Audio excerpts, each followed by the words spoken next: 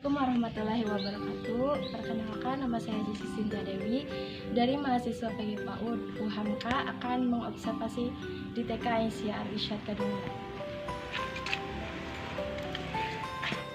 Ini adalah tampilan depan halaman TK Aisyah Al-Irsyad. Pagiku cerahku, matahari bersinar, ku gendong tas merahku di pundak. Selamat pagi semua, ku nantikan dirimu di depan kelas. Kita lihat ruangan kelasnya ya. Nah, di sini terdapat dua ruangan. Ada kelas A dan ada kelas B. Tak bisa baca tulis, mengerti banyak hal, guruku, terima kasihku. Ternyata ada juga ruangan untuk membaca. Buatmu marah, namun segala Selanjutnya ada juga ruang guru.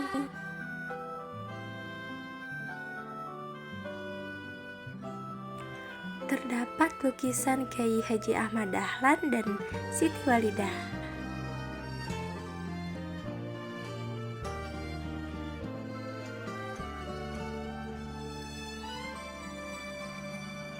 Selamat pagi semua, ku nantikan dirimu di depan kelasmu.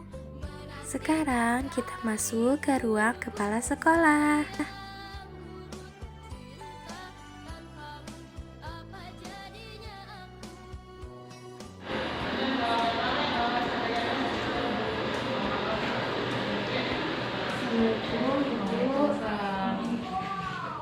Ya. Perkenalkan Ibu, saya Jisi Sinta Dewi dari UHAMK ingin mewawancara Ibu. Yang minta izinnya Ibu, minta waktunya. Oh iya boleh. Mengenai apa ya? Yang wawancaranya? Observasi TK Bu. Oh siap. Ya, untuk pertanyaan pertama, apa yang menjadi karakteristik TK ini Bu? Oh iya. Jadi untuk TK ini kan bernama TK Aisyah Al-Irsyad Kadungora. Dari segi nama saja, TK Aisyah Al-Irsyad ini berarti menceritakan bahwa TK ini berada di bawah naungan Aisyah yang kebetulan di bawah yayasan pimpinan ranting Aisyah Nata Bongkok Kadungora. Sebagaimana yang kita tahu bahwa Aisyah itu adalah sebuah organisasi perempuan ya, yang mencirikan atau merasakan Islam. Nah, berdasarkan hal tersebut, TK Aisyah ini, jadi TK Aisyah Al-Irsyad ini mengikuti sebagaimana aturan dari pimpinan Ranting Aisyah, yang mana ciri khasnya yaitu lebih menekankan kepada pendidikan Islamnya gitu. Salah satu contohnya dalam kurikulum kita lebih banyak menambah tentang keislaman seperti menghafal hadis, menghafal surat-surat pendek, praktek ibadah, itu lebih ditekankan dalam pembelajaran sehari-hari begitu. Iya, baik. Yang keduanya, bagaimana perkembangan pembelajaran TK dari tahun ke tahun? Oh iya, alhamdulillah TK ini kan masih baru ya, baru berdiri sekitar 3 tahun. Kita ini mulai berdiri tahun 2019. Nah sekarang 2019, mulai dari tahun 2019 kita sudah alhamdulillah meluluskan 2 lulusan. Yang pertama itu karena masih baru, yang lulus itu sebanyak 3 orang. Alhamdulillah untuk tahun ajaran kedua yaitu 2020-2021, lulusan kita sebanyak 11 orang. Dan dari segi jumlah siswa pun dari tahun ke tahun alhamdulillah kita senantiasa bertambah. Yang untuk awal tahun pembelajaran itu tahun 2019, kita itu jumlah siswanya sebanyak 20 siswa. Alhamdulillah tahun ke depan, tahun selanjutnya jumlah siswa kita bertambah jadi 23, dan untuk tahun sekarang alhamdulillah jumlah siswa yang ada di sini sebanyak 24, dan katanya ada yang mau masuk lagi. Mudah-mudahan ya senantiasa bertambah. Dari sarana prasarana juga kita senantiasa membenahi sedikit demi sedikit. Kemudian dari segi penunjang pembelajaran, kemudian untuk guru-gurunya juga kita senantiasa menambah pengetahuan dan kemampuan dengan sering mengikuti pelatihan baik online maupun offline. Dan yang terakhir Ibu, apa yang menjadi praktek pembiasaan di TK ini? Ya, untuk praktik pembiasaan di TK kami ini, sebagaimana yang dijelaskan di awal, bahwa TK ini lebih menekankan kepada nilai rohani atau keislaman. Jadi untuk pembiasaannya, dari mulai pembelajaran kita senantiasa membaca doa terlebih dahulu, kemudian selanjutnya dibiasakan membaca surat-surat pendek, hafalan doa, hafalan hadis. Selain itu kita juga senantiasa mengadakan praktik sholat sunnah. Mudah-mudahan jadi kebiasaan untuk siswa-siswi di sini. Kemudian dari cara berpakaian, gitu, berpakaian yang sopan, santun, membiasakan perilaku sopan santun, senyum, salam, dan itu pun kebiasaan itu tidak hanya diberlakukan antara siswa dan guru, tetapi diberlakukan juga kepada para guru. Diharapkan para guru mempunyai nilai keislaman juga, mencerminkan guru-guru muslim yang baik. Itu aja. Baik Ibu, terima kasih atas pertanyaannya. Assalamualaikum warahmatullahi wabarakatuh. Waalaikumsalam. Izin perkenalkan Bu, nama saya Cici Sinta Dewi. Saya dari mahasiswa Universitas Muhammadiyah Profesor Dr. Hamka dari Fakultas Keguruan PG PAUD. Sebelumnya nama Ibu siapa ya Bu? Nama saya Fitria Firdaus. Dan sudah berapa lama mengajar? Saya mengajar di sini sudah kurang lebih 3 tahun, karena sekolah ini baru dibuka 3 tahun yang lalu. Bolehkah saya mengajukan 3 pertanyaan Bu? Silakan. Yang pertama, bagaimana protokol di sekolah ini? Apakah sudah seperti apa yang dilaksanakan dari pemerintah Bu? Protokol kesehatan di sini kurang memadai sebetulnya, karena cuman memang kita memaksimalkan keadaan, memaksimalkan fasilitas yang sudah ada. Kalau dilihat dari sekolah, memang kalau dari fasilitas kesehatan kita punya tempat cuci tangan, terus hand sanitizer, paling kalau untuk protokol kesehatan seperti jaga jarak atau kita kendalikan ya tatap mukanya dengan terbatas, dibagi waktu dengan pokoknya dengan fasilitas yang ada dimaksimalkan. Yang kedua Bu, bagaimana bentuk dukungan dari sekolah untuk penyediaan gizi pada anak usia dini? Kalau untuk penyediaan gizi di sekolah itu ada bulan gizi atau minggu gizi biasanya. Biasanya kalau di bulan gizi kita terapkan 2 minggu awal atau di 2 minggu akhir atau pertengahan atau di akhir bulan. Setiap 2 minggu itu ada namanya hari gizi. Jadi orang tua ikut serta untuk menyediakan gizi. Kita kelompokkan, pihak sekolah bekerja sama dengan orang tua untuk menyediakan gizi dan mengedukasi bagaimana porsi gizi yang baik untuk anak umur usia 4-5 dan 5-6 tahun. Yang terakhir Bu, bagaimana bentuk stimulasi pada aspek perkembangan di sekolah ini? Kalau untuk stimulasi aspek aspek juga kan terbagi jadi 6 ya. 6 aspek, ada sosial, ada nilai agama dan moral, ada kognitif dan lain sebagainya. Kalau untuk stimulasi sendiri, karena kita memanfaatkan keadaan dan situasi yang sedang seperti ini, biasanya dikembalikan ke bagaimana keadaan sekolahnya. Kalau misalkan sedang PJJ nih, kita kan tidak bisa untuk menstimulus secara langsung ya, karena pelajaran pelajaran jarak jauh.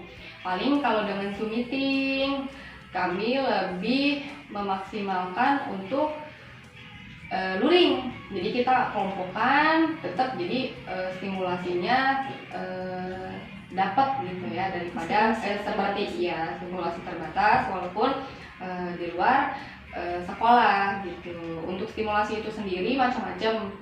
Kalau stimulasi dari nilai keagamaan contohnya, mungkin kalau dari Zoom meeting kita bisa terapkan sebelum kita mulai, 10 menit sebelum kita masuk gitu, semua sudah harus hadir, menyalakan videonya, berdoa bersama-sama, menjadi pemimpin doa, bergiliran dan sebagainya. Kalau untuk di sekolah biasanya guru-guru itu mengarahkan anak untuk berbaris dulu, menanyakan kabar, terus menanyakan perasaan, bagaimana hari ini, semangat atau tidak gitu ya. Jadi untuk mengenali emosi si anak di awal dari segi nilai moral dan keagamaan. Setelah itu biasanya kita ada duha time. Nah, duha time itu adanya di kalau untuk sekarang karena pandemi masih tatap muka terbatas, jadi duha time itu setiap hari Rabu. Nah, itu setiap hari Rabu ada duha time. Cuman kalau untuk yang bergulir dan berulang, itu biasanya kita ada murojaah harian. Nah, di murojaah harian ada hafalan surat-surat, hadis-hadis gitu, dan lain sebagainya. Dan kalau untuk fisik motorik, dikembalikan lagi ke dalam keadaan masing-masing ya. Kalau untuk di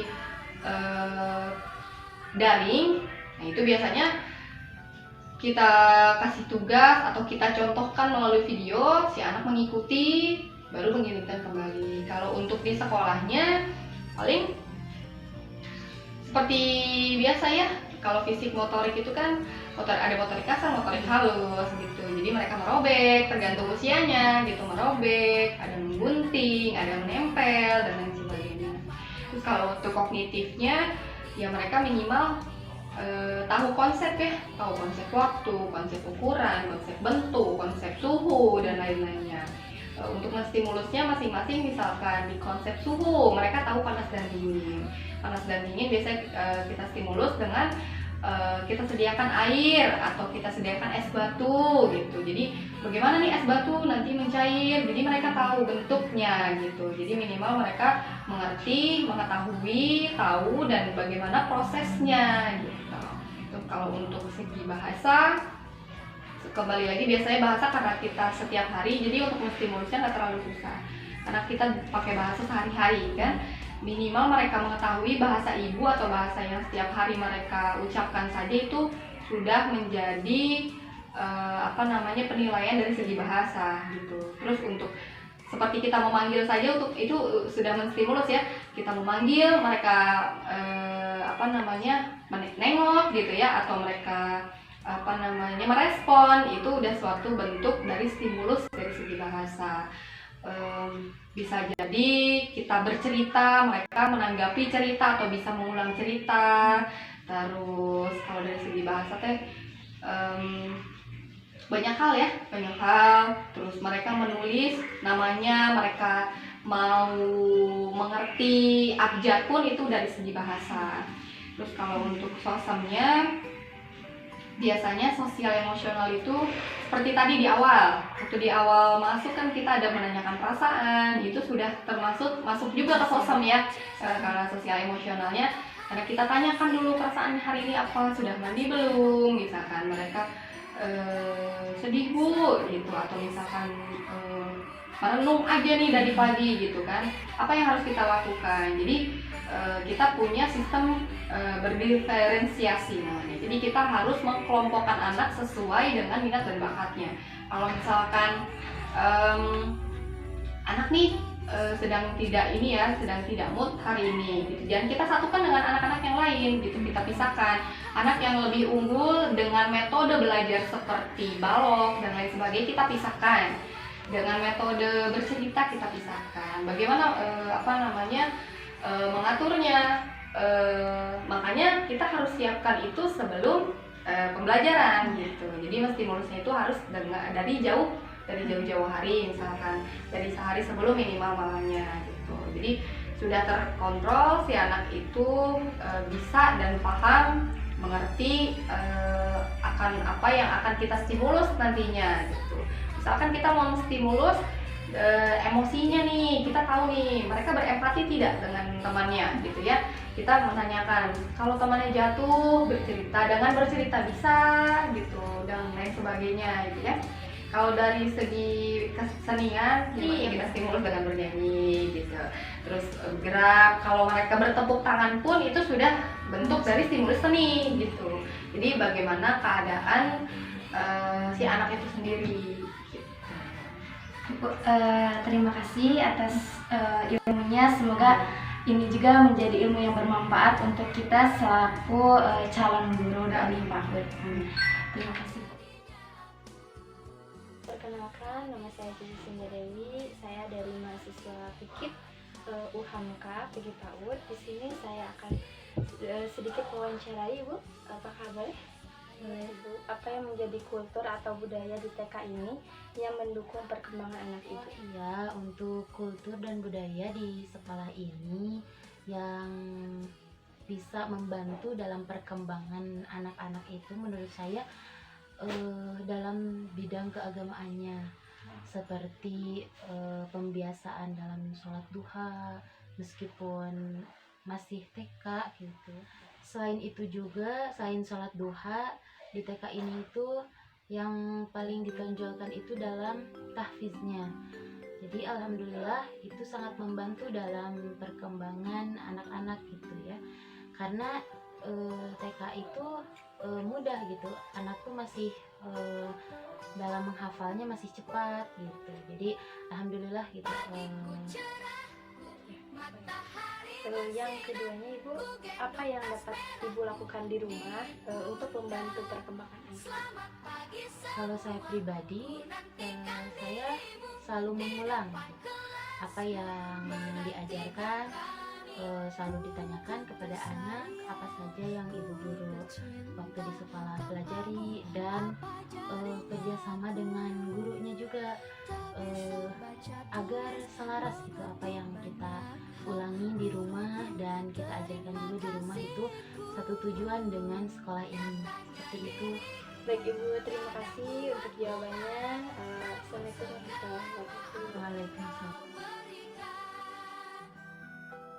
Rahmatullahi wabarakatuh.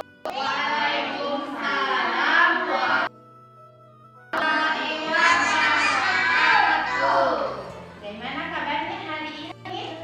Alhamdulillah, luar biasa. Allahu Akbar. Di tangan ini ada doa, di mulut ini ada doa, di hati ini ada doa. Setiap hari kita berdoa, ya Allah, ya Hamidina wa bim Muhammad.